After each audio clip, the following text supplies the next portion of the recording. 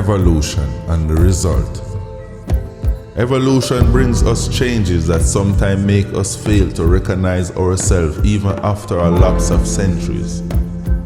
When the great white race of today had no civilization of its own, when white men lived in caves and were counted as savages, this race of ours boasted a wonderful civilization on the banks of the Nile.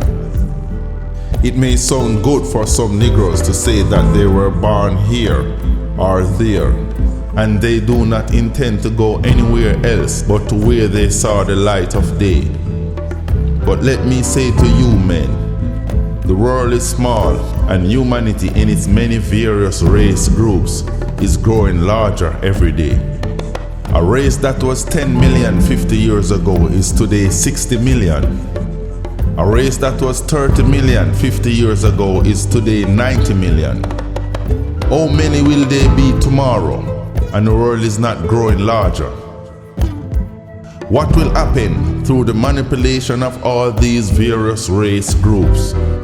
Of those who are in power, of those who are strong, those who have at their command the forces of nature, through which they can exploit the weak and ultimately exterminate them.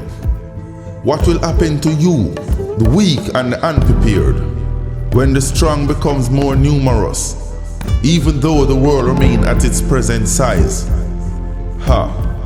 If you will just think down the future and compare the possibilities of that future with the happenings of the past, you will come to the conclusion that there is no other salvation for the Negro but through a free and independent Africa.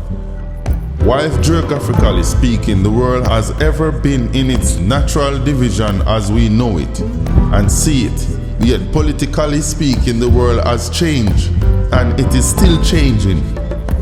Yesterday we had the Roman Empire, we had the Grecian Empire, we had even before the Carthaginian, the Assyrians and the Babylonian empires.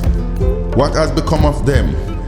They have gone into the oblivion of the past because of human progress, because of the development of certain races as against the stagnation of others. But even yesterday we also had the great German Empire, we had the Russian Empire, we had the Empire of Austria and Hungary. Where are they now? They too are traveling towards the oblivion of the past. Today we have the great French Empire, the British Empire, and other great commonwealths. Will they stand?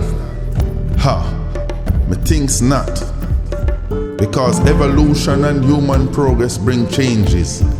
And in the changes, no man can tell what will happen tomorrow as against what exists today. Therefore, I say to the 400 million Negroes of the world, prepare thyself for the higher life, the life of liberty, industrially, educationally, socially, and politically.